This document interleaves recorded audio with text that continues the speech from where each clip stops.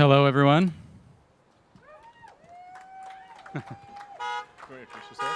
Sure. Thanks, Elon. Oh, hi. I'm Drew Baglino, SVP of Powertrain and Energy Engineering at Tesla, and I'm incredibly excited to talk about what we've been doing at batteries here at Tesla. Great. So let's see. You got the clicker? Yeah, I've got the clicker. Yeah. Okay. I'll take it first, perhaps. Sure. So obviously the issues we're facing are very serious. With climate change, and we're experiencing these issues on a day-to-day basis. It's incredibly important we accelerate the advent of sustainable energy. Time really matters. This presentation is about accelerating the time to sustainable energy. So the past 5 years were the hottest on record. We have what looks like a wall for CO2 ppm. So obviously, this time is not like the past. It's really important that we take action. Running this climate experiment is insane. So, especially when it's just a transitory one anyway. Yes. We're going to run out of these fossil fuels. Let's just move to the future and not run this experiment any longer. Yeah. Talk a bit louder. You got it. Okay. So anyway, Your turn to ban. There is a lot of good news, though. What a lot of people may not be aware. 5 seconds that remaining. wind and solar comprise 75% of new electricity capacity in the U.S. this year. So this is a really major. So the grid is going sustainable very, very quickly. Now it's also worth noting that the length of time that power plants last is on the order of 25 years. So even if 100% of energy generation was sustainable, it would still take 25 years to convert the grid. And it's also worth noting that in the past 10 years, power production from coal has dropped in half. So it went from 46% of electricity in 2010 to 23% in 2020. So this is a massive improvement. So good things are happening on a lot of levels. We just need to go faster. So in terms of Tesla's contribution, we've delivered over 1 million electric vehicles, 26 billion electric miles driven, and many gigawatt hours of stationary batteries, 17 terawatt hours of solar generated. So I think solar is sometimes underweighted at Tesla, but it is a massive part of our future. The three parts of a sustainable energy future are sustainable energy generation, storage, and electric vehicles. So we intend to play a significant role in all three. So to accelerate the transition to sustainable energy, we must produce more EVs that need to be affordable and a lot more energy storage while building factories faster and with far less investment. So goal number one is a terawatt-hour scale battery production. So tera is the new giga. And a terawatt is 1,000 times more than a gigawatt. So we used to talk in terms of gigawatts. In the future, we'll be talking in terms of terawatt hours. So this is what's needed in order to transition the world to sustainability. Yeah, and you can see we're talking about 100x growth in batteries for electric vehicles to achieve this mission. And we are going to get there. Just a matter of how fast, and our intention is to accelerate it. Yeah, you basically need on the order of roughly 10 terawatt hours a year of battery production to transition the global fleet of vehicles to electric. And the average vehicle lasts 15 years, so we're talking about 150 terawatt hours, give or take, to transition the whole all vehicles of all types to electric. Yeah, so it's a lot of batteries, basically.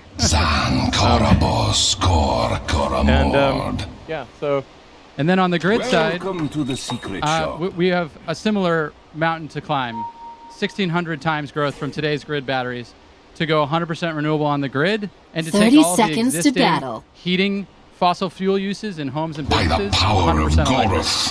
Yeah, and this number, I think, might grow even more. As the world economy matures and as countries with high populations industrialize, we could see this number be even more. But let's say it's like roughly 20 to 25 terawatt hours per year, sustained for 50 to 25 years to transition the world to renewable. Darkness, This is a lot. Yeah. So today's batteries can't scale fast enough. They're just too small. For Giga Nevada, 150 gigawatt hours per year is make out there. But this is really pretty small in the grand scheme of things. That's only 0.15 terawatt hours. And it costs too much. So we would need 135 fully built out Nevada gigafactories to achieve 20 terawatt hours a year. It's not scalable enough of a solution. We need a dramatic rethink of the cell manufacturing system to scale as fast as we can and should. Yeah, and I think we should view this as more than just a question of money. Money is sort of like a material thing, but it's really the amount of effort. You have a certain amount of effort, in terms of people and machines, and depending on how efficient that effort is, for a given amount of effort, you want the most amount of batteries. So it's not just a question of like, well, if we had $2 trillion, tomorrow you could make this. It's not that easy. You actually need to organize a massive number of people, build a lot of machines, build the machines that make the machines, and so it's incredibly important to have that effort yield the most number of batteries. So, and goal to obviously make more affordable cars. I think one of the things that troubles me the most is that we don't yet have a truly affordable car, and that is something that we will make in the future. But in order to do that, we've got to get the cost of batteries down. We've got to make, and we've got to be better at manufacturing, and we need to do something about this curve. The curve of the cost per kilowatt hour of batteries is not improving fast enough. So we've given this a lot of thought over many years to say, okay, how can we radically improve the cost per kilowatt hour curve? It's been somewhat flattening out, actually, in recent years. So I mean, early growth was promising, but you can see we're kind of plateauing. So that's what's motivating us to rethink how cells are produced and designed. Yeah, exactly. Yeah, and EV market share is growing, but EVs, aren't still inaccessible to all. And you can see, as you were saying, it's like starting to flatten out a little bit because the rate of improvement of the affordability of cars is just not fast enough. So that's why we got Battery Day. Yeah, to make the best cars in the world, we design vehicles and factories from the ground up. Next. Yeah. And now we do this for batteries as well. Yeah. It's weird, the slides don't show up, by the way. What shows up on the screen is not quite what shows up there. It's different. I command it. That one's current, supposed to be current. Anyway. So let's get started. Dire structures are fortified. We have a plan to have the cost per kilowatt hour. Yeah. And it's not a plan that rests on a single innovation, some research project that'll never see the light of day.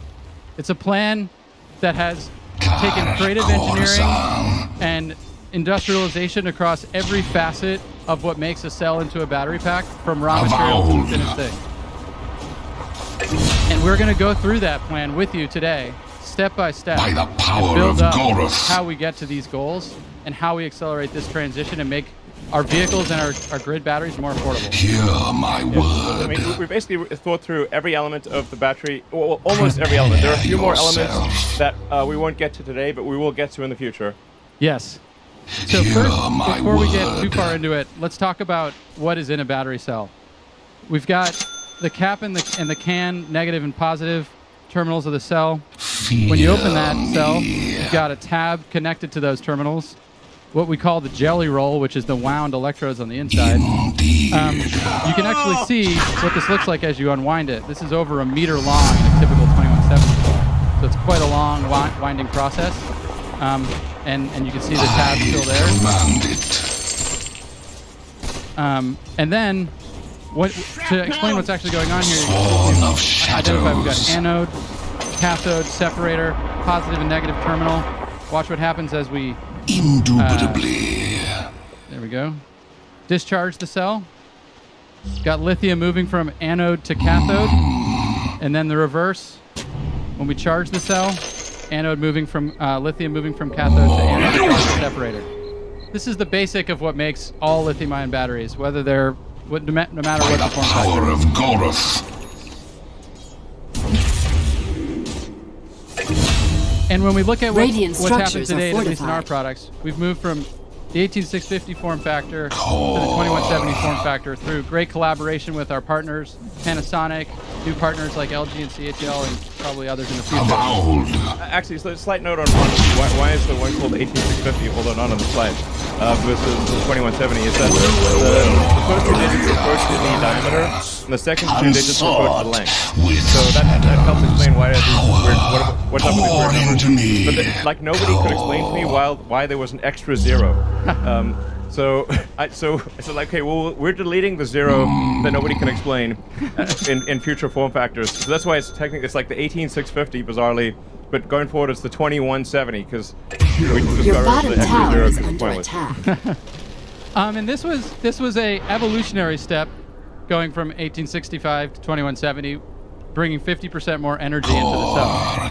But when we look to the ideal cell design, if we were to do it ourselves, we need to go beyond just what we're looking at in front of us and study the Your bottom full tower is spectrum burning. of options.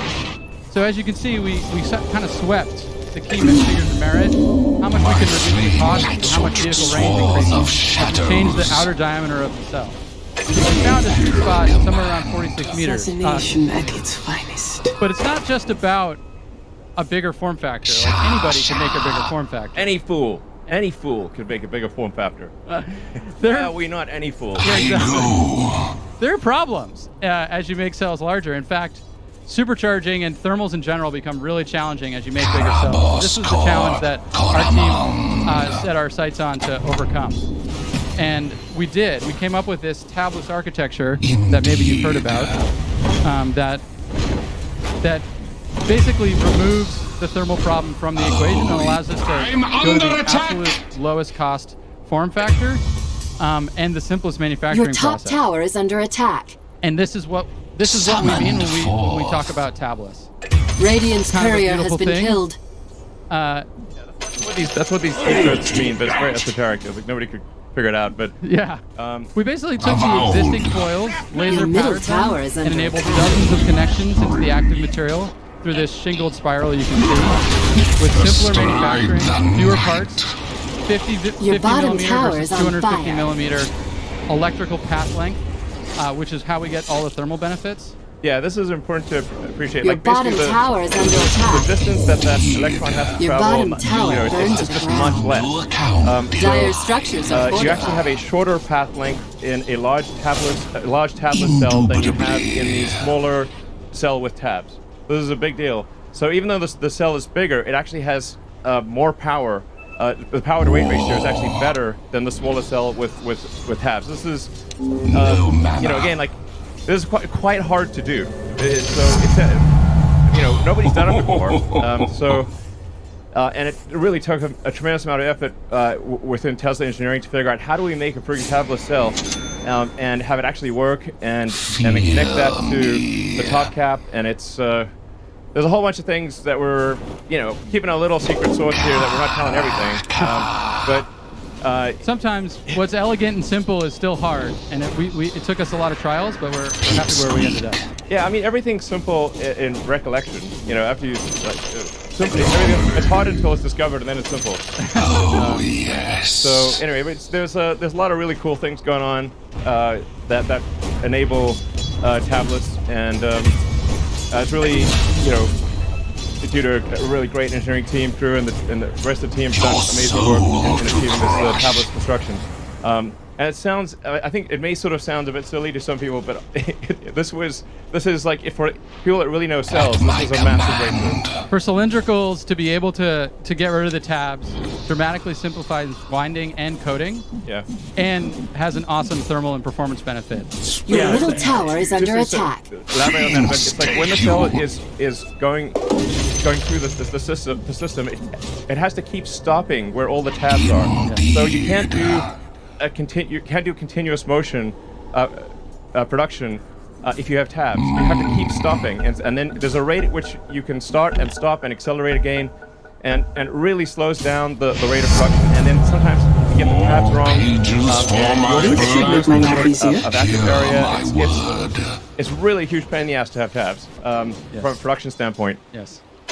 The seeds of And so war. when we put it all together and go to our new 80 millimeter length, 4680, we call this new cell design. Darkness. We get 5 times the energy with 6 times the power and enable 16% range increase just form factor alone. Yeah, so these, yeah, it's pretty great.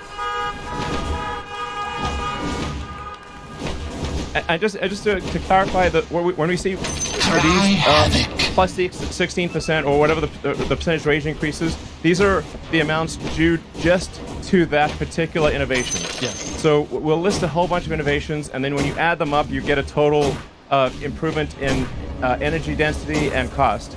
But these numbers are what refer to just this thing. Yeah, and Your I want to bottom stress, tower is on fire. this is not just a concept or a rendering. We're starting to ramp up manufacturing Radiant of these structures cells are fortified. at our pilot 10 gigawatt hour production facility just around the Your corner. bottom tower is under attack. So I command it. yeah, it's a video of some of what's going on in the plant. Your bottom tower is burning. Now, I mean, to be clear, it will take about a year to reach the 10 gigawatt hour capacity.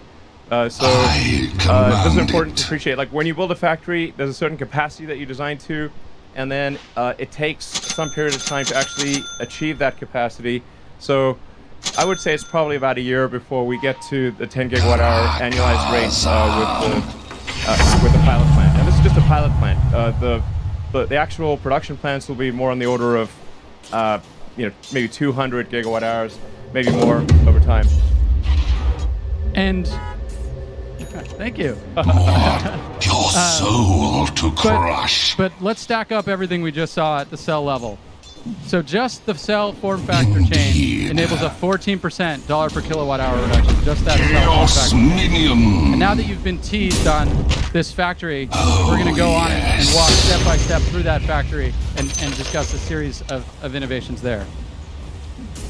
When thinking about the ideal cell factory, we have inspirations behind us in the paper and bottling industry, where from humble beginnings, over a century of innovation has enabled mass scale, continuous motion, unbelievably low manufacturing Hear costs. my And when word. we think about the lithium-ion industry, which is really only in its 3rd decade of high-volume production, so far to go, similar scale and simplicity, and that was the inspiration that we set out as we thought about how to marry cell design and manufacturing in the best possible factory.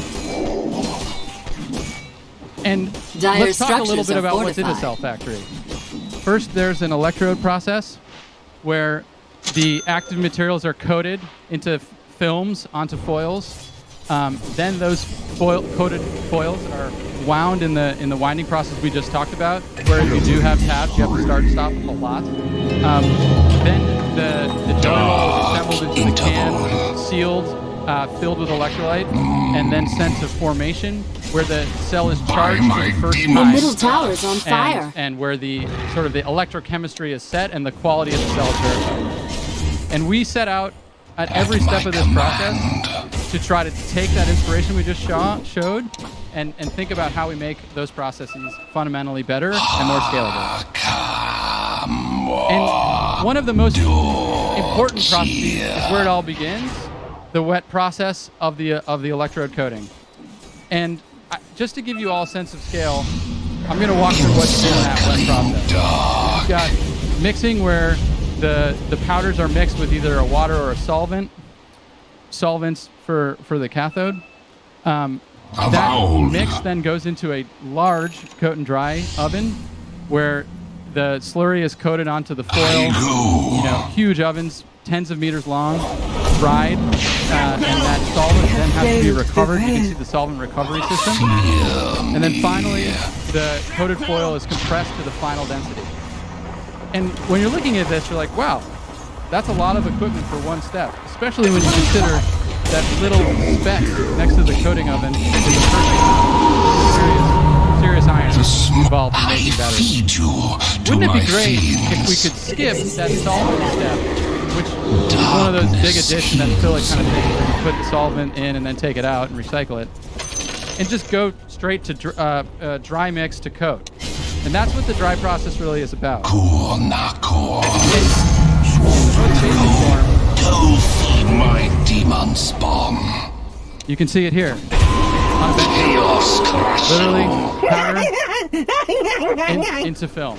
As simple as that. I mean, it's hard. Indubitably. Clear. So, you know, if this was easy, everyone would do it. So it's not like dry coating electrode is actually easy. It's actually very hard to do what appears to be a simple thing. We did acquire Maxwell like a little over a year ago again, and it's certainly a big company and everything. But the dry coating they had was like like sort of I would call proof of concept. Since the acquisition, we've actually revved the machine that does dry coating 4 times. So we're in revision 4 post acquisition of the machine, and there's still a lot of work to do. So I would not say this is like completely in the bag. It's still a lot of work to do, and you know, as you go from like benchtop to lab to pilot to volume production, there are actually major issues that you encounter at every level. It's not like make something work on your bench and bingo, now you can make a million of it. It's insanely difficult to scale up. But if you do scale it up, what you saw before becomes this. Yeah. You can see the motivation. A 10 times reduction in footprint, a 10 times reduction in energy, and a massive reduction in investment.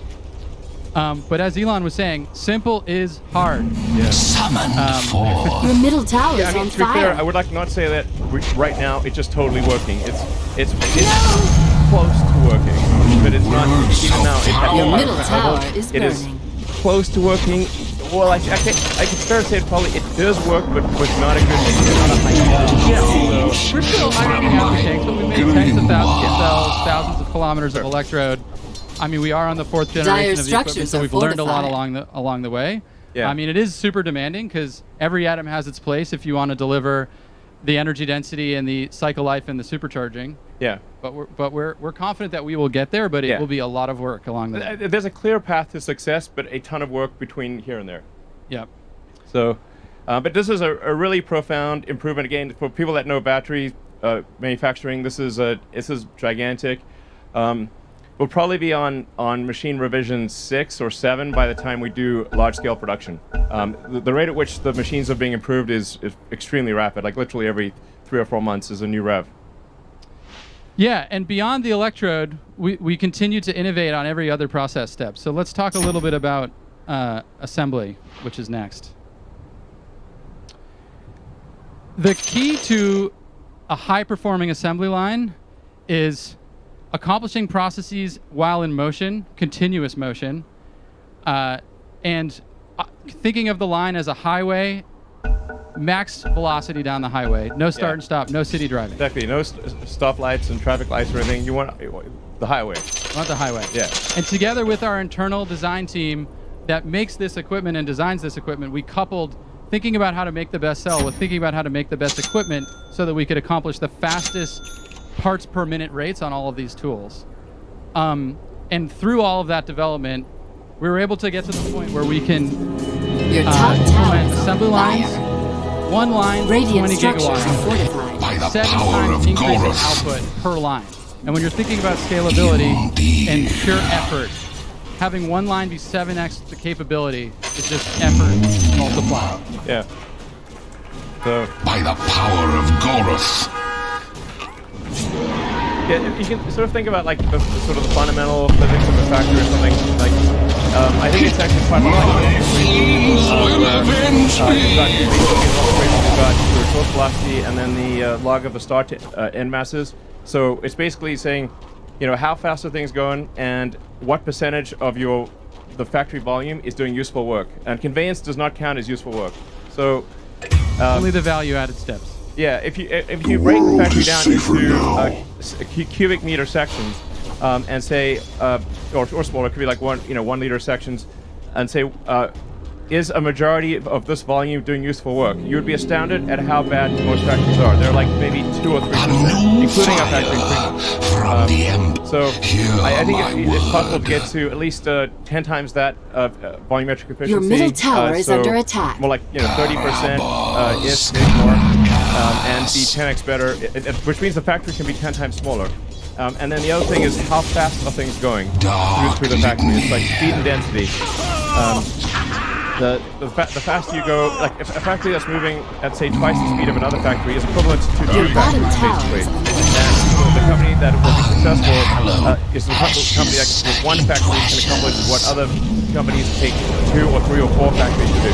So this is what we're trying to do here is say, okay, how do we with 1 factory achieve what maybe 5 or even 10 factories would normally be required to achieve.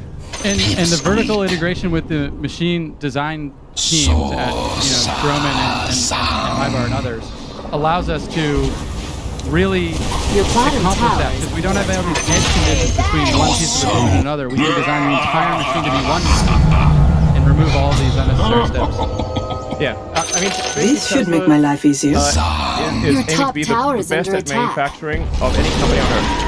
This is the thing that's actually most important Your in the long top tower run. is falling. I think, just from a company standpoint and from basically achieving sustainability as fast as possible. But I think also for long-term competitiveness, eventually every car company will have long-range electric cars. Eventually every company will have autonomy.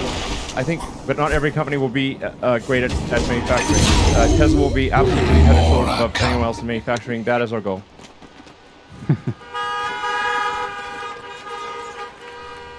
Manufacturing is hard and hard problems are fun to Yeah. solve. Okay, now let's talk about formation. Thy dominion. In a Dire structures are typical fortified. cell factory, formation represents 25% of the investment. And what is formation? It's charging and discharging cells and verifying the quality of the cell.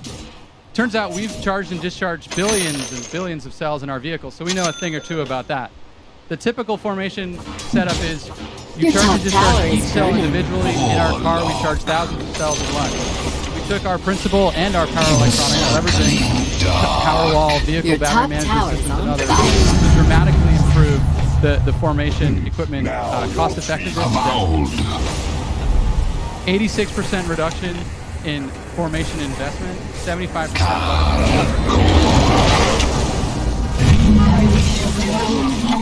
Not yet. Indubitably. Sure. So Assassin. essentially, what this translates to, based on what we know today, is about a 75% reduction in the investment per kilowatt hour, or gigawatt hour. It's just basically 4 times better than the current state of the art, to the best of our knowledge. Avowed. And I think there's probably room to improve even beyond that. definitely. Definitely, yeah. We're able to, from a volume standpoint, actually get what in a smaller form factor than Giga Nevada, we were able to get many times Your bottom tower cell is output. burning.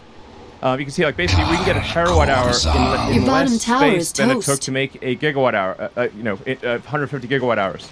So this By is the power of pretty Goroth. profound. It's like I would actually not have thought this was possible several years ago. Your top tower is under that we could attack. actually get the terawatt hour scale command in less space than what we currently envision for doing 150 gigawatt hours. Yes, simpler, accelerate of terawatt hour evil scale, and takes that's what we you need to do to accelerate our mission. And as Elon said, we're going to try to even improve on this as we push towards our my goals, word. which are So this is just for this is just talking about Tesla internal cell production. As I tweeted out earlier, we will continue to use our cell suppliers, Panasonic and LG and CATL. And so this is 100 gigawatt hours supplemental to what we buy from suppliers. Yeah, essentially, this is like reduce our weighted average cost of a cell because it allows us to make a lot more cars and a lot more stationary storage.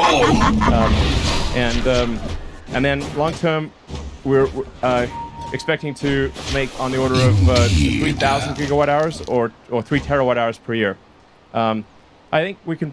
I think we've got a good chance of achieving this actually before 2030, but I'm highly confident that we could do it by 2030. When you look at the size of that factory on the previous Your middle page, tower it really is under shows how attack. enabling all of these advancements Now, are that in means you're achieving cool. the 3 terawatt hour goal by 2030. And not only is all of that manufacturing innovation fantastic for enabling scale, it's also an additional 18% reduction in dollars per kilowatt hour at the battery pack level. But wait, there's more. But wait, there's more. Yeah. So we have a manufacturing system. We've got a cell design. What are the active materials we're going to put in that cell design? Let's talk about the anode first. Let's talk about silicon. Why is silicon awesome? It's awesome because it's the most abundant element in the Earth's crust after oxygen, which means it's everywhere. It's sand. Yeah. Sand is silicon dioxide. Yeah. And it happens to store 9 power times of lithium than Gorus. graphite, which is the typical. So why isn't everybody using it? The main reason is because the challenge with silicon is that it expands 4x when fully charged with lithium. And basically all of that expansion stress on the particles start cracking, they start electrically isolating, you lose capacity, the energy retention of the battery starts to fade. It also jumps up with a passivation layer Radiant that's structures are reforming as fortified. the particles expand. Yeah, basically with silicon, the cookie crumbles. Your middle gets gooey. tower is on fire. That's basically what happens. Good analogy. Yeah. And current approaches to solve this, which exist, I mean, we have silicon in the cars that you're all in right now, are involved highly engineered, expensive materials. Still great. Some of them Your middle you tower can see is burning. some of the things that maybe you've heard of, SiO, silicon with carbon, or silicon nanowires. I mean, that's kind of the Your space middle right tower now. is under What we're attack. proposing is a Dire step structures change are in fortified. capability and a step change in cost. And what that really is to just go to the raw metallurgical silicon itself. Don't engineer the base metal. Just start with that and design for it to expand in how you think of the particle in the electrode design and how you code it. Yeah, I'm not sure if you saw this. Basically, with $1 kilowatt hours. Yeah. Basically, if you use simple silicon, it's Your middle dramatically less tower than even is the burning. silicon that is currently used in the batteries that are made today. And you can use a lot more of it. The anode would cost with Your middle the tower is silicon burning. $1.20. Passes. Avowed. Yeah. And how does it work? Try havoc. Start with raw metallurgical silicon, stabilize the surface with an elastic ion-conducting polymer coating that is applied through a very scalable approach. No like chemical vapor deposition, no highly engineered high capex. And then integrated into the electrode through Your a middle robust tower network is under formed out of a attack. highly elastic binder. I think it's even starting to And in the try. end, by leveraging this silicon to its potential, we can increase the range of our vehicles by an additional 20%. Just this improvement. Your middle Yeah, it tower gets is cheaper under and attack. longer range. The enemy's top tower has fallen. Your middle tower burned to the ground. Yeah, and when we take that anode cost reduction, we're looking at another 5% dollar Your bottom tower is on fire. Monster kill. Let's talk about cathodes. What is a battery cathode? Cathodes are like bookshelves where the metal, the Your nickel, middle barracks cobalt, are under manganese, attack. or aluminum is like the shelf. And Your the middle lithium barracks are is the flamed book. out. And really, what sets apart the different metals is how many books are lithium in the shelf and how sturdy the shelves are. Cobalt is a Yeah, sorry, I was just gonna say it's tough to exactly figure out what the right analogy is to explain cathode and anode, but a bookshelf is probably a pretty good one, in the sense that you need a stable structure to contain the ions. So you want a structure that does not crumble or get gooey, or basically that Your that middle holds its tower is shape on fire. in both the cathode and the anode. As you're moving these ions back and forth, it needs to retain its structure. Your middle So, tower is under if it doesn't retain attack. its structure, then you recycleize, and your battery decaps throughout the grid. I command you. Totally great. And I think people are always talking about like, oh, what's the cathode going to be? Is it NCA or whatever? You know, the thing to consider is just fundamentally what the nickel, the metals are capable of, and that's what we have on the chart here. $1 per kilowatt hour cathode of just the metal, using just LME, you know, London Metal Exchange prices, versus the energy density of just the cathode. And you can see nickel is the cheapest and the highest energy density, and that's why increasing nickel is a goal of ours and really everybody's in the energy and in the battery industry.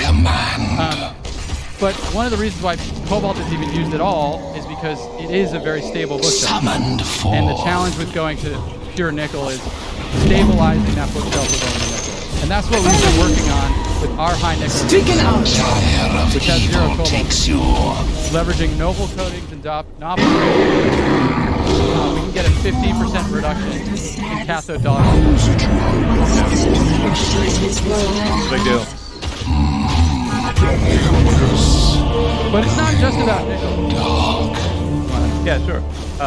So, in order to scale, we really need to make sure that we're not constrained by total nickel availability. I actually spoke with the CEOs of the biggest mining Radiant companies in the world. structures Said, are fortified. please make more nickel. Very important. And so I think they are going to make more nickel. But there's also, I think we need to have a kind of a three-tiered approach to batteries. So starting with iron, that's kind of like a medium range, and then The enemy's nickel bottom manganese tower as has sort of fallen. a medium plus, That burns. intermediate, and then high nickel for long-range applications like Cybertruck and the semi. Because something like a semi-truck, it's extremely important to have high energy density in order to get long range. So, and just to give sort of iron a bit more time, like although if you look at the watt-hours per kilogram at the cathode level of iron, it looks like nickel's twice as good. But when you fully considered at the pack level, everything else taken into account, nickel is about maybe 50 or 60% better than iron.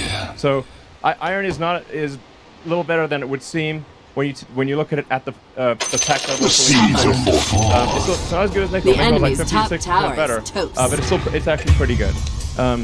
And so, it's good for stationary storage and for medium-range applications. Your bottom tower where is under density attack. is not paramount.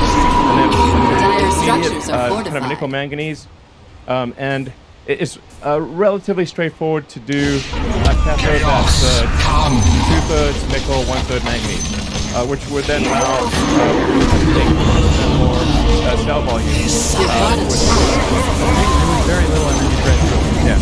Just enough to have 100% nickel for something like a semi-truck, but really not much of this. Yeah. Your middle tower is burning. And beyond the metals, because a lot of people spend time talking Your about the bottom metals, tower actually is the under attack. cathode Your middle process tower itself has is fallen. a big target. If it's sympathy 35% you of want, the talk cathode to my dollar per sister. kilowatt hour is just in Your transferring it bottom into its tower final is form. under attack. And so we see that as a big I target. won't stop That until the takes job is done. Your here's a bottom view of tower's the gone down. cathode. Your bottom barracks are Effectively, if smoldering. you start at the left and you have the metal from the mine, the first thing that happens is the metal from the mine is changed into an intermediate thing. Bottom barracks are Happen to be what Your bottom barracks are falling. And then when you're making the cathode, you have to take this intermediate thing called metal. Your bottom sulfate, barracks are add smoldering. chemicals, add a whole bunch of water, a whole bunch of Your stuff bottom happens in the barracks middle. burn to ash. Get the pretty chemicals, a whole bunch of plain water in my truck. Radiant victory. Like if you're just like the small world journey of I am a nickel and what happens to me, and it's crazy. Like you're going around the world 3 times. There's like the moral equivalent of like dig in the ditch, fill in the ditch, and dig in the ditch again. It's total madness, basically. And these things just grew up as they're just kind of like legacy things that it's like how it was done before. And then they connected the dots, but really didn't think of the whole thing from like a first principle standpoint, saying how do we get from the nickel ore in the ground to the finished nickel product for a battery. And so we've looked at the entire value chain and said, how can we make this as simple as possible? And that's what we're proposing here with our process. As you can see, a whole lot less is going on here. We get rid of the intermediate, metal, water, final product cathode, recirculate the water, no wastewater at all. And when you summarize all of that, it's a 66% reduction in CapEx investment, a 76% reduction in process cost, and zero wastewater. Much more scalable solution. Yeah.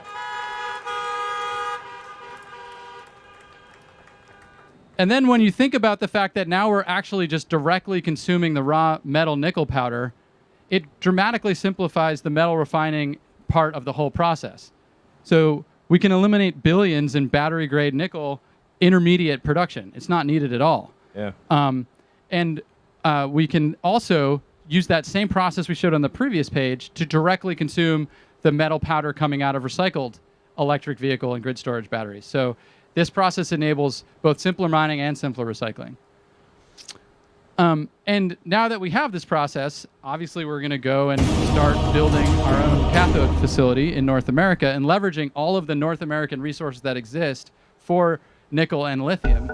And just doing that, just localizing our cathode supply chain and production, we can reduce miles traveled by all the materials that end up in the cathode by 80%, which is huge for cost. Yeah, I mean, to be clear, cathode production would be part of the Tesla cell production. 5 seconds remaining. Basically, raw materials coming from the mine, and from raw materials in the mine, out comes a battery.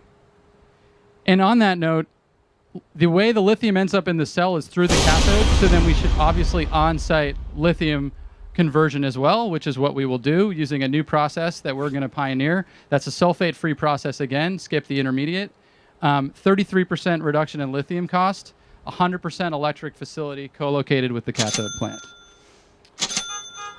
Yeah. So it's important to note that there is a massive amount of lithium on Earth. Yeah. So lithium is not like oil. There's a massive amount of it pretty much everywhere. In fact, there's enough lithium in the United States to convert the entire United States fleet to electric. Like all the cars in the United States, there's like 300 million or something like that. Every vehicle in the United States can be converted to electric using only lithium that is available in the United States. Discovered today. What we already know is exists. People really haven't even been looking. Yeah, people haven't been trying because it's just like widely available. So, but it is important to say, like, okay, what is the smartest way to take the ore and extract the lithium and do so in an environmentally friendly way? And we actually discovered again, looking at a sort of first principles physics standpoint, instead of just the way it's always been done, is we found that we can actually use table salt, sodium chloride, to basically extract the lithium from the ore. This is, nobody's done this before, to the best of my knowledge, nobody's done this. And it's a sort of, all the elements are reusable. It's a very sustainable way of obtaining lithium. And we actually got rights to a lithium clay deposit in Nevada. Over 10,000 acres. Over 10,000 Your acres. prayer answers. And then the nature of the mining is actually, I think, also very environmentally sensitive. In that we sort of take a chunk of dirt out of the ground, remove the lithium, and then put the chunk of dirt back where it was. So it will look pretty much the same as before, and it will not look like terrible. And yeah, it'll be nice. Nice. Yeah. Forward. So simply mix clay with salt, put it in water, salt comes out with the lithium, done. To battle. Yeah, it's pretty crazy. Yeah. So we're really excited about this, and there really is enough lithium in Nevada alone to electrify the entire U.S. fleet. Yeah, that's true. Actually, just what's in Nevada? That's basically so much damn lithium on Earth. It's crazy. It's one of the most common elements on the planet. I ordain it. And eventually, as we said at the beginning, when we get to this steady state 20 terawatt hours per year of production, we will transfer the entire non-renewable fleet of both power plants, home heating and battery and industry heating and vehicles to electric. And at that point, we have an awesome resource in those batteries to recycle to make new batteries. So we don't need to do any more mining at that point. And you can see why. Yeah. The difference in the value of the material coming back from the vehicle versus the ground, you'd always go to the vehicle. And we recycle 100% of our vehicle batteries today. And actually, we are starting our pilot full-scale recycling production at Gigafactory Arena next quarter to continue to develop this process as our recycling returns grow. Yeah, I mean, to date it's been done by third parties, but we think we can recycle Your bottom batteries tower is on more effectively, fire. especially since First blood! our batteries, we're making the same battery as the thing we're recycling. So, whereas like third-party recyclers have to consider batteries of all kinds. Yeah, and just to think about what this actually means, the recycling resource is always 10 or greater years delayed because batteries last a really long time. But eventually, it is the way that all resources will be made available, and that's why we're investing in this recycling facility in Nevada. Yeah. Long-term, new batteries will come from old batteries. You once wish you were complete never reaches steady spawned. state.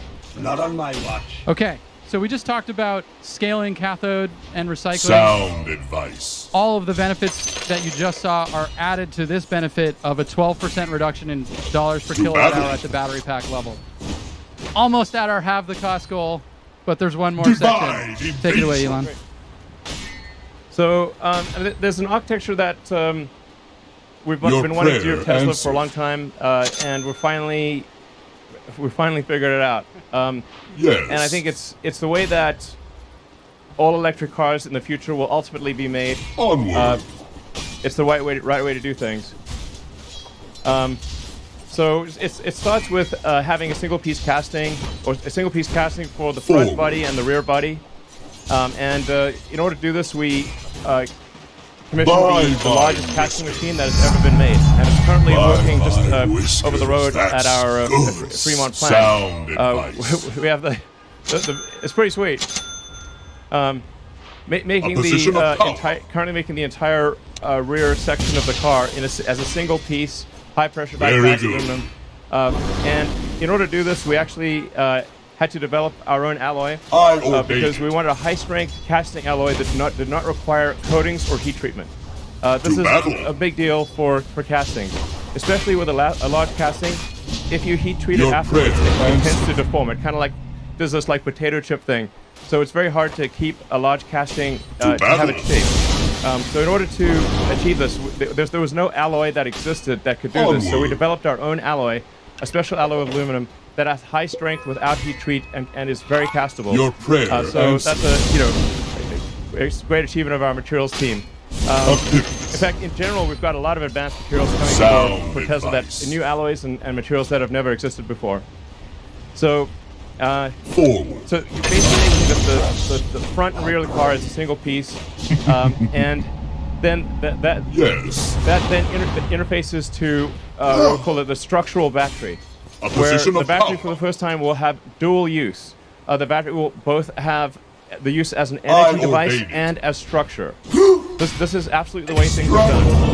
In the early days of aircraft, they would carry the fuel tanks as cargo. So the fuel tanks actually were quite difficult to carry. They were like basically worse than cargo. You had to kind of Radiant structures are fortified. It was very difficult. And then somebody said, "Hey, what if we just make the wing tanks? What if we just make the fuel tank in wing shape?" So all modern airplanes, the fuel tank, your wing is just a fuel tank in wing shape. This is absolutely the way to do it. And then the fuel tank serves as dual structure, and it's no longer cargo. It's fundamental to the structure of the aircraft. This was a major breakthrough. We're doing the same for cars. So this is really quite profound. See closer now. Effectively, the non-cell portion of the battery has negative mass. For God's sake. So we save so much mass in the rest of the vehicle. We save more mass in the rest of the vehicle than the non-cell portion of the battery. So it's like, well, how do you really minimize the mass of a battery? Make it negative. Make the battery non-cell portion of the battery pack negative. It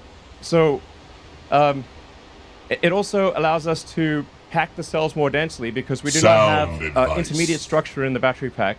So instead of having these like supports and stabilizers and stringers and structural elements in the battery, we now have a lot more space in the battery because the pack itself is structural. What we do is essentially Just you wait. instead of having a filler that is a flame retardant, which is currently what is in the 3-in-1 battery pack, we have a filler that is structural adhesive, as well as so it effectively glues the cells to the top and bottom sheet, and this allows you to do shear transfer between the upper and lower sheet. Just like if you have like a Formula One craft or like a racing boat, and you have carbon fiber face sheets and say aluminum between them, this gives you incredible stiffness, and it's really the way that any super fast thing works is you create a basically a honeycomb sandwich with two face sheets. This is actually even better than what aircraft do, because aircraft do not do this. They can't do this because fuel is liquid. So in our case, the batteries are solid. So we can actually use the steel shell case of the battery to transfer shear from the upper and lower face sheet, which makes for an incredibly stiff structure, even stiffer than a regular car. Yeah. In fact, if this was in a Onward. like a convertible that had no upper structure, it would be stiffer than that convertible would be stiffer than a regular car. So this is it's just really it's really major. So it improves the mass efficiency of the battery, and then those castings are also quite important because you want to transfer load into the structural battery pack in a very smooth, continuous way. So you don't put arbitrary point loads into the battery. So you kind of have you want to sort of feather the load out from the front and rear into the structural battery. It also allows us to use to move the cells closer to the center of the car, because we don't have the in the top one we've got the sort of all the supports and stuff. So the volumetric efficiency of the structural pack is much better than a non-structural pack, and we actually bring the cells closer to the center, and because they're closer to the center, it reduces the probability of a side impact potentially contacting the cells, because it has to go in any kind of side impact has to go further in order to reach the cells. It also improves what's called the polar moment of inertia, which is that you think of like when there's ice skater arms out or arms in. Arms in, you rotate faster. So if you can bring things closer to the center, you reduce the polar moment of inertia, and that means the car maneuvers better. It just feels better. You won't know why, but it just feels more agile. So it's really cool. This is really major. Like I said, so 10% mass reduction in the body of the car, 14% range increase, 370 fewer parts. So, I mean, I really think that long term, any cars that do not take this architecture will not be competitive. And it's not just at the product level a better product, but in the factory, it's a massive simplification. You saw your middle tower is under attack. It's casting machines, it's the structural battery pack. So we're looking at over 50% reduction in investment per gigawatt hour, 35% reduction in we'll continue to improve that as we get into the future. Yeah, so there's major improvements on all fronts, from the cell all the way to the vehicle. A position of power. And in addition to the improvements we just said on enabling additional range of the vehicle, it is worth another 7% Your middle per tower kilowatt is hour on reduction fire. at the battery pack level, bringing our total Radiant reduction structures now are to fortified. 56% dollars per kilowatt hour. Yeah.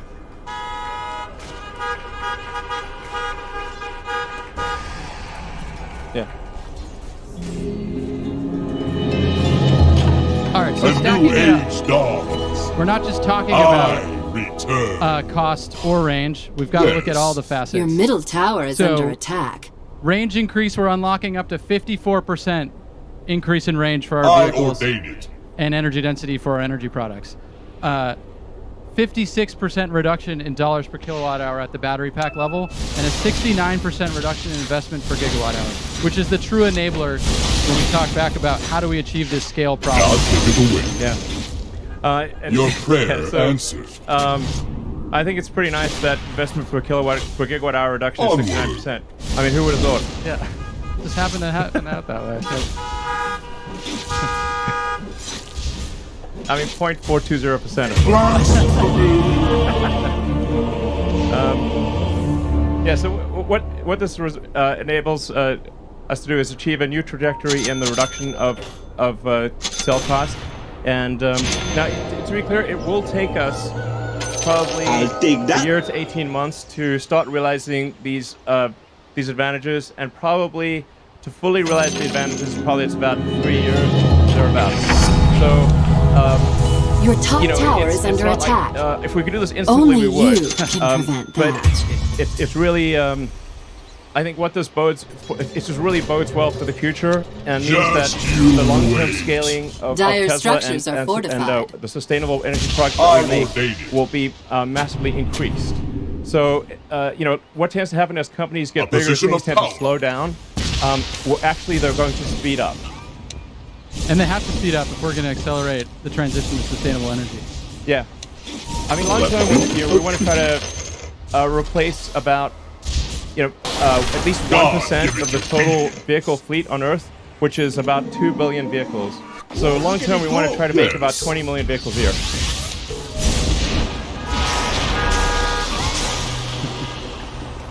But I think it's important to point out that when we talked about 3 terawatt hours by 2030, the problem is a 20 terawatt hour problem. Very good. So everybody needs to be accelerating their efforts to accomplish these objectives.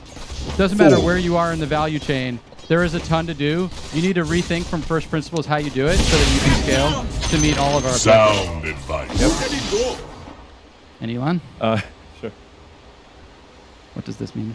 What does it mean for what does this mean for our future products? We're confident that long term we can design and manufacture a compelling $25,000 electric vehicle.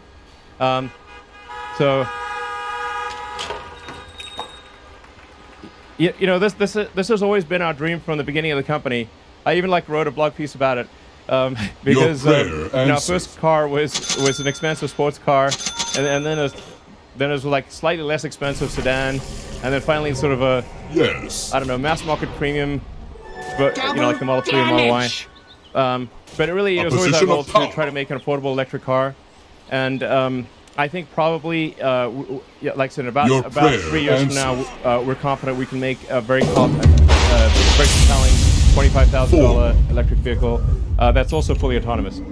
And when you think about the $25,000 price point, you have to consider how much less expensive it is to own an electric vehicle. Yeah. So actually, it becomes even more affordable at that $25,000 price point. Yeah. So we have and extreme performance and range, and we should probably talk about the Model S Plaid. What about that? Onward.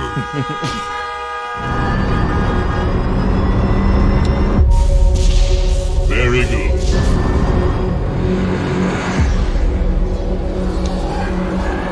Sound advice. Yes.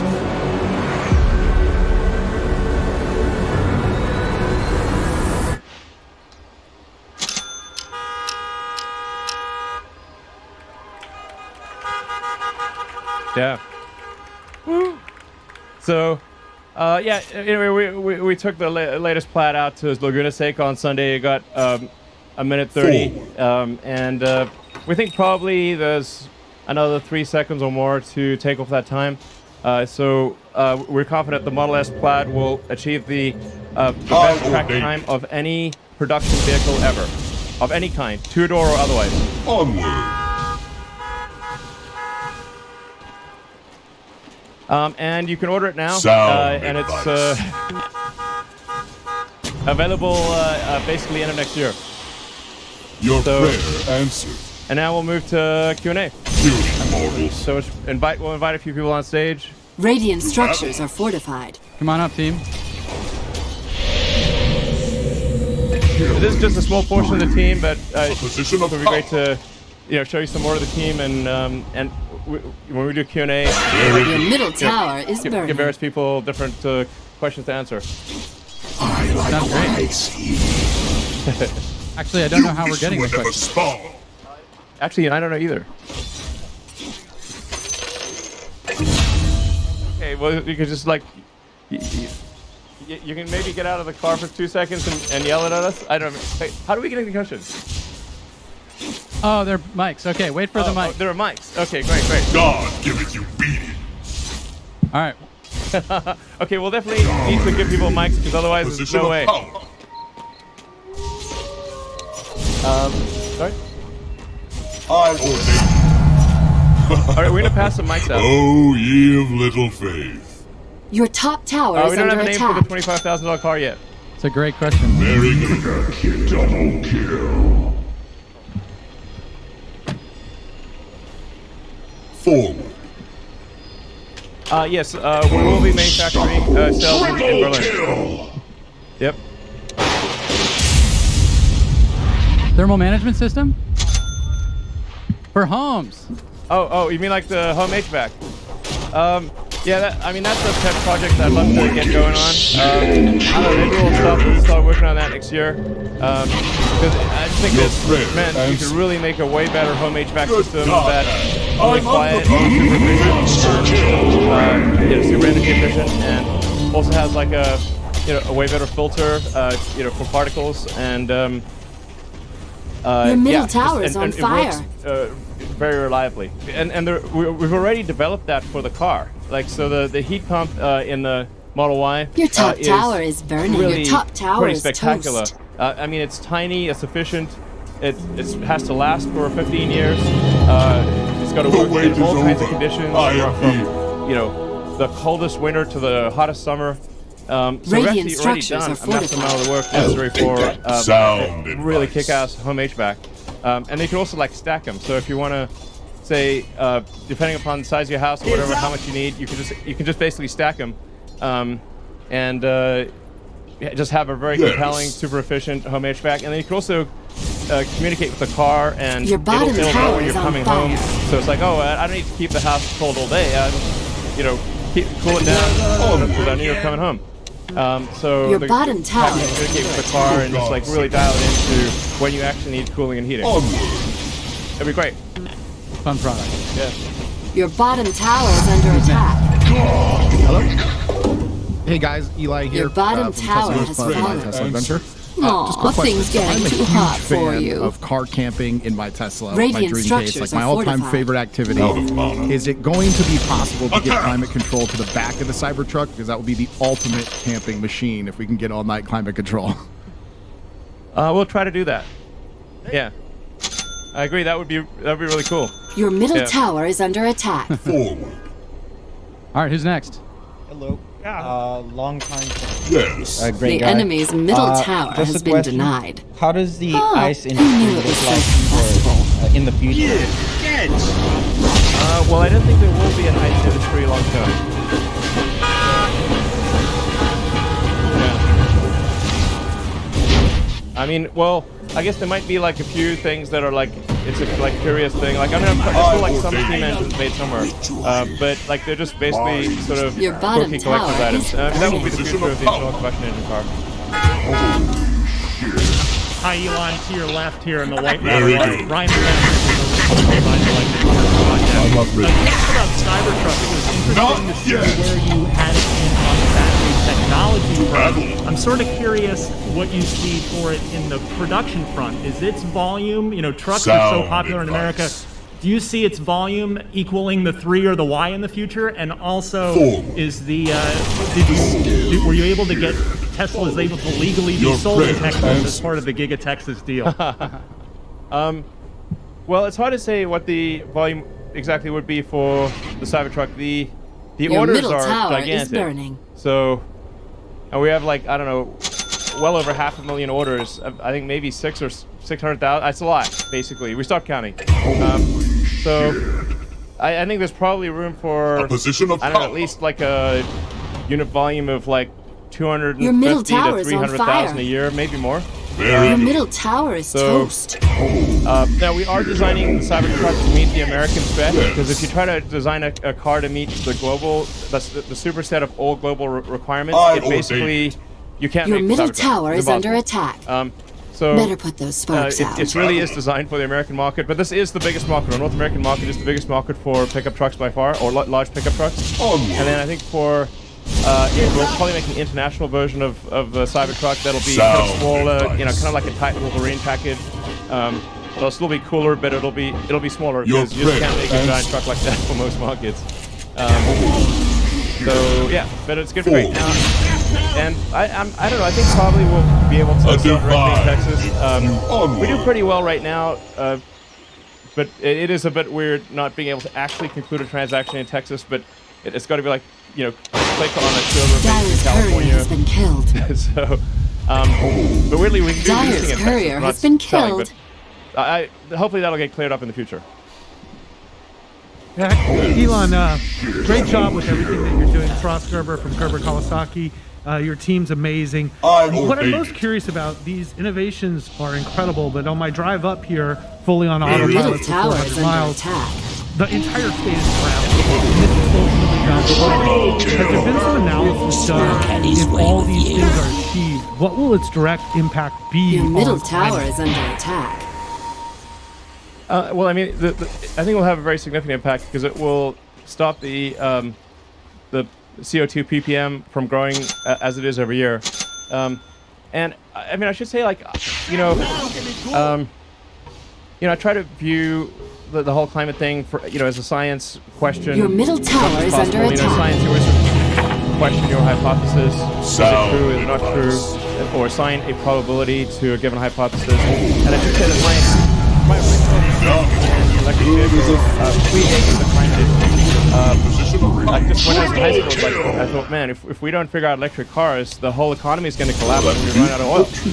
So it's like, we better figure out electric cars and sustainable energy, or civilization is going to crumble. And then Reach for the sky. it was only kind of later that the significance of the climate risk became apparent.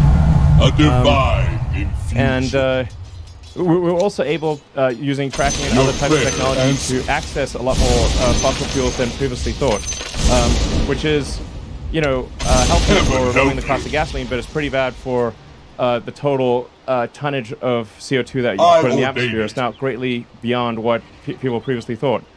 So, but this is, as we were just going through this presentation, it's like it is a absolutely monumental task to accelerate the advent of sustainable energy.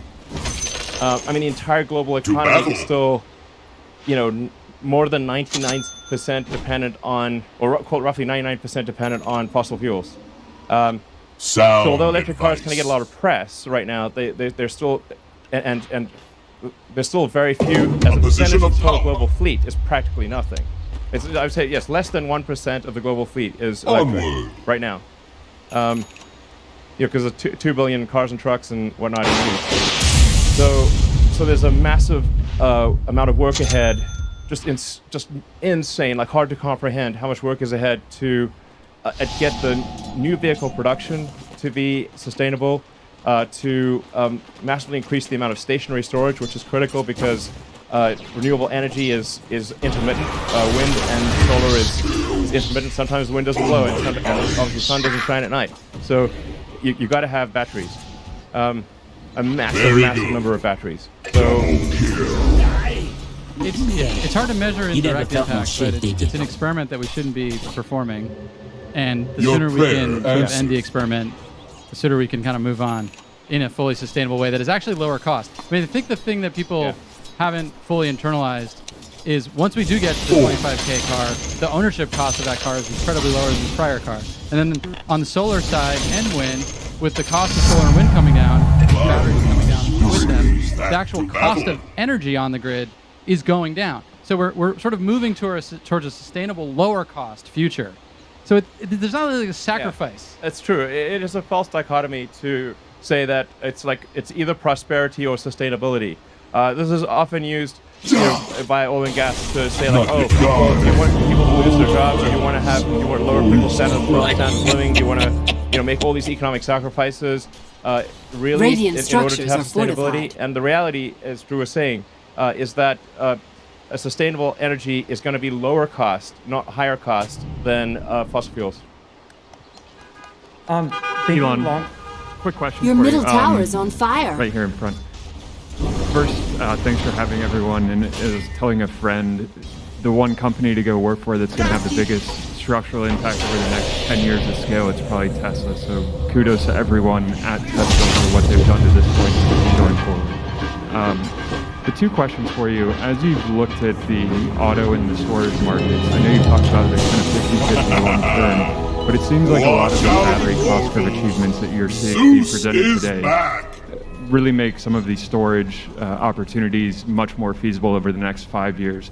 And so I guess the first part of the question is, does your calculus upon learning and improving these things change on a 50-50 mix, or is there a role where storage becomes bigger?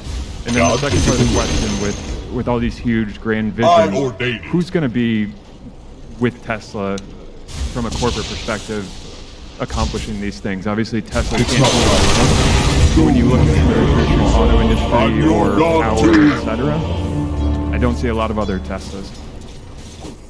Well, actually, so there's a lot of companies in China that I think are doing great work with electric vehicles and also with stationary storage. Although we don't see that much in the US yet, but I think probably we will in the future. I don't know. I mean, obviously, we're doing everything we can to encourage other companies to move to sustainable transport and also, make stationary storage batteries. Your bottom tower is on fire. Made our patents freely available. We really try to tell these companies, hey, you really need to do this, or you won't exist in the future. But they don't believe it. So I mean, we're blue in the face. What are we supposed to do? Sound advice. But we really are hopeful that other companies will also do what we're doing, and that will make the sustainable future come sooner. From a fundamental market size perspective, like we did the first Your ground bottom up tower work is to burning. show the size of the Dyer's market in courier terawatt has been hours, and they killed. are roughly Position of 50, power. 10 terawatt hours. Your top tower is under And part of attack. that is because the grid batteries, because when you're making a power plant, you're making a large investment, are 25-year Your bottom tower is assets or under greater. attack. If the grid batteries were 10-year kind of things, the grid market would be bigger. Your bottom but because tower it's is a longer under duration attack. asset, they're roughly the same size. Thinking long term, is there any other segments that this new battery will be able to disrupt or electrify beyond just the initial Model 2 or cheaper sedan, like Dire a boat, structures are boring fortified. company, plane? Where are you, Golly? Are you good? What's up? Right here. Monster kill.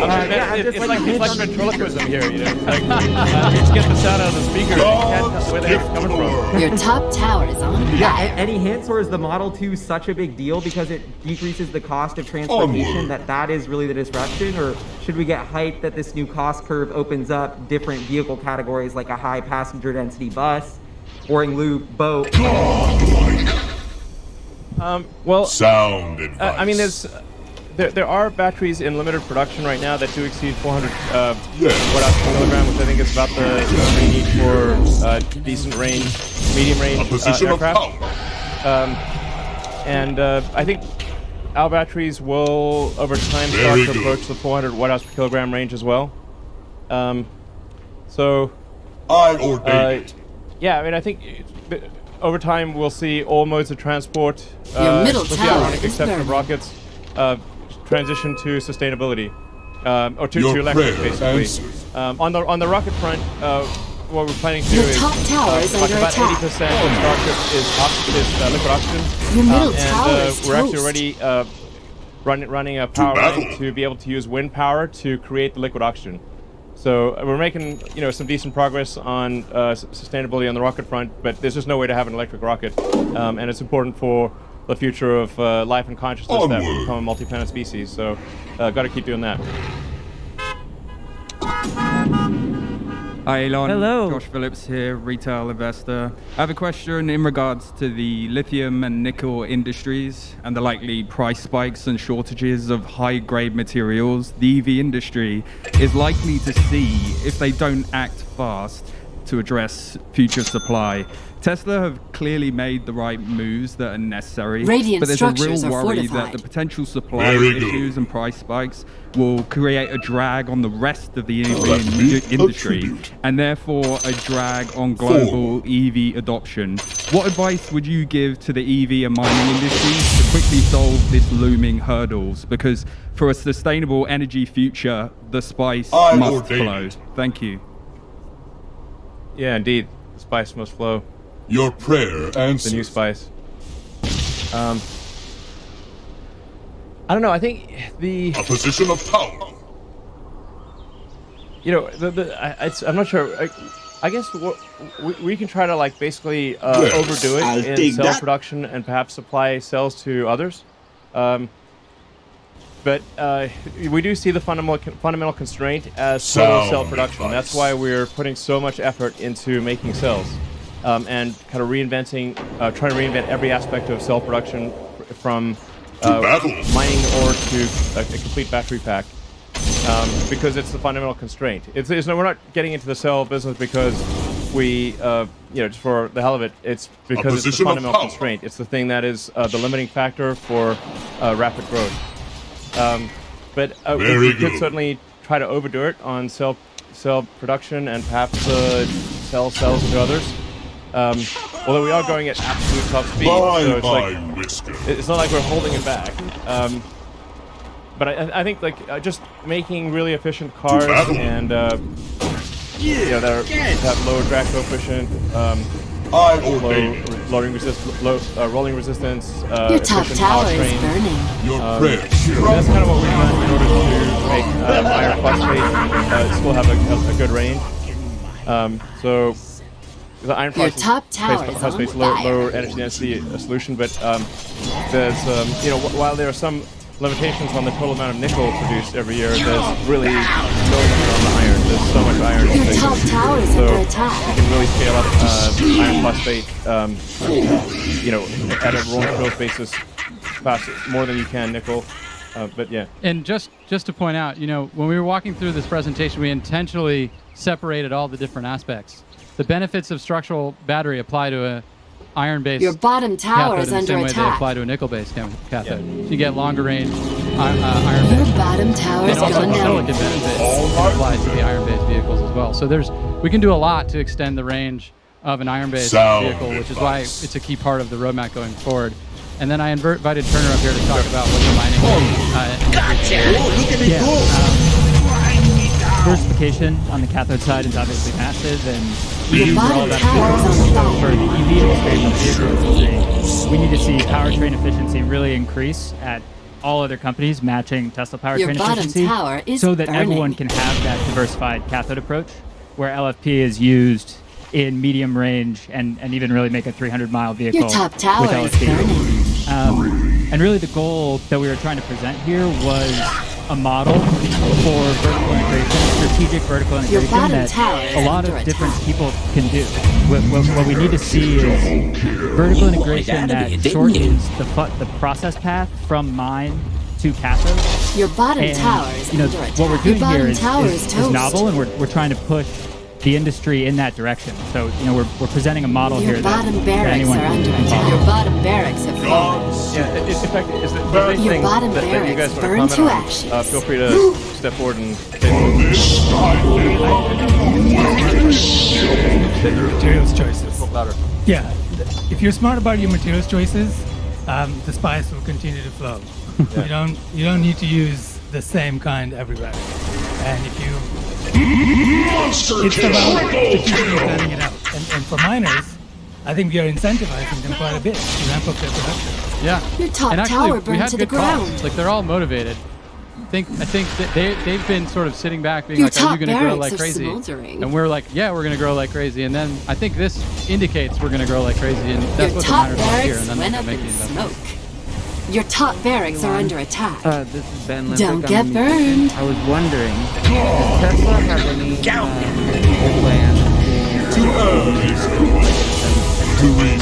that for you guys to actually kind of expand your services, artists, get involved in, producing content that can be part of the Tesla ecosystem, or so other people that do creative things can get involved with you guys? Well, we don't. Radiant structures are fortified. We haven't really thought about that much, but Your middle tower is under attack. They're melting it down. We will be providing Tidal on Teslas.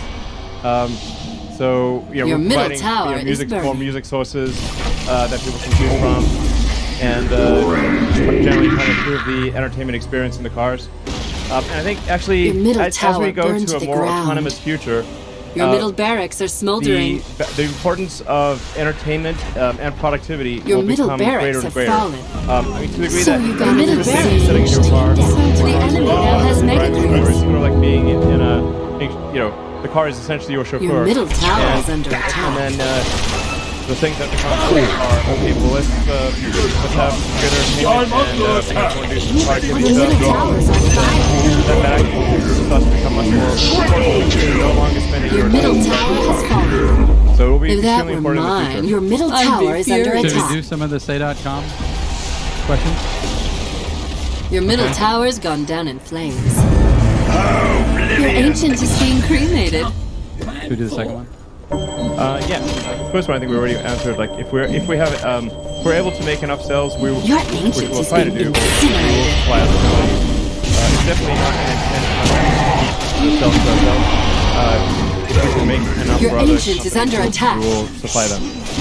We're trying Dire to do, victory. right thing for advancing the sustainable energy, whatever that is. So, vehicle to grid, we get asked that a lot. I think one of the things that's important to note is the vehicle to grid. It doesn't unless you have a power cutoff. Like you need to cut off your main supply to the grid. Otherwise, if you lose the power in your house, you'll basically just backflow energy to the grid. So just having a reversal in the power flow does not actually keep the lights on. You need a whole separate system to cut off power to the grid. And I think there's also the case that people really want the freedom to be able to drive and to charge at their house. And it's obviously really problematic if you get to morning and your car